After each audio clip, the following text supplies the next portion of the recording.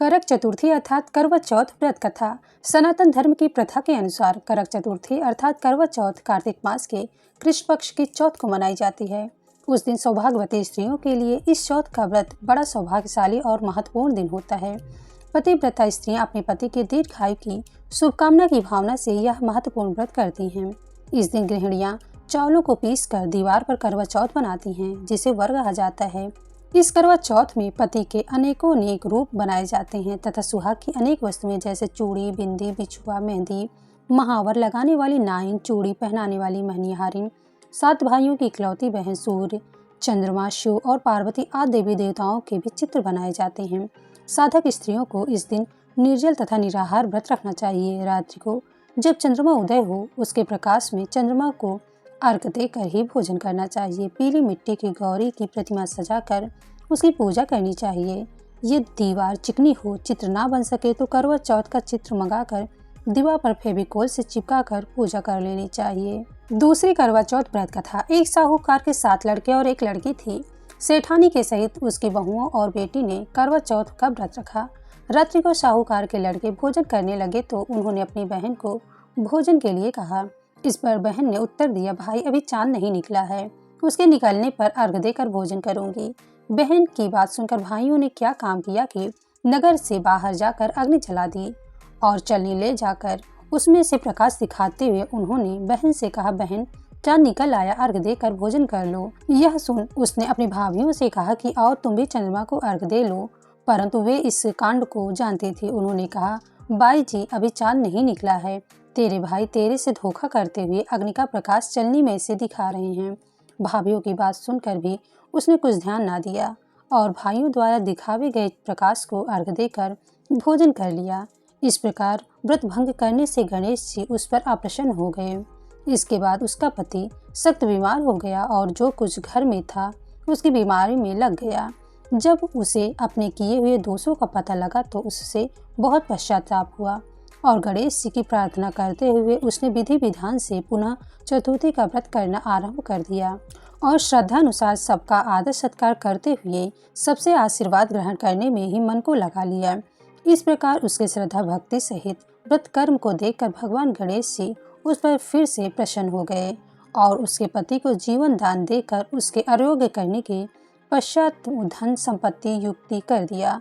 इस प्रकार जो कोई छल कपट को त्याग कर श्रद्धा भक्ति से चतुर्थी व्रत करेंगे वे सभी प्रकार से सुखी होते हुए क्लेशों से मुक्त हो जाएंगे। तीसरी व्रत कथा करवा चौथ की।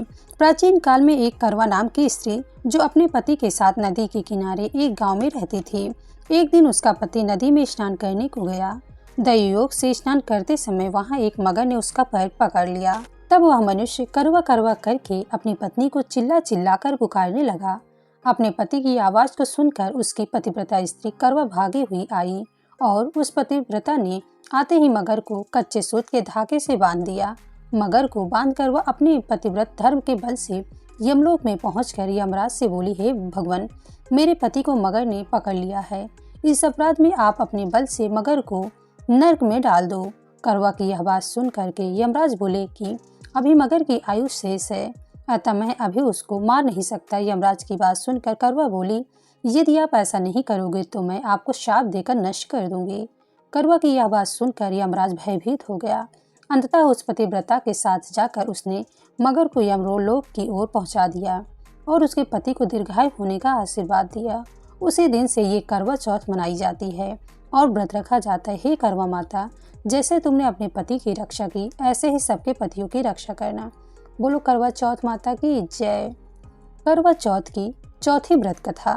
प्राचीन काल में एक परिवार में 7 बहुएं थी। 6 बहुएं बहुत अमीर परिवार की थी, इस कारण उनका बहुत मान सम्मान था। लेकिन 7वीं बहू के मायके में कोई ना था। वह घर का सारा काम काज करती थी, इस पर भी कोई उससे प्यार नहीं करता था। सब उसे तंग करते थे। त्योहारों पर उसके घर से कोई नहीं आता था, इससे उसे बहुत दुख होता था।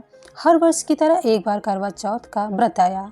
सभी बहुओं के घरों से उनके भाई करवा लेकर आए, पर छोटी बहू के घर से कोई ना आया। घर में सभी उसे खरी खोटी सुनाते रहे। इससे दुखी होकर वे घर से निकल पड़ी और जंगल में जाकर रोने लगी।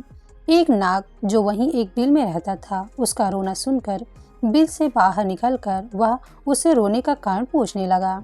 नाग के पूछने पर छोटी बहू बोली, आज करवा चौथ है, यदि मेरा कोई भाई होता तो आज करवा लेकर आता।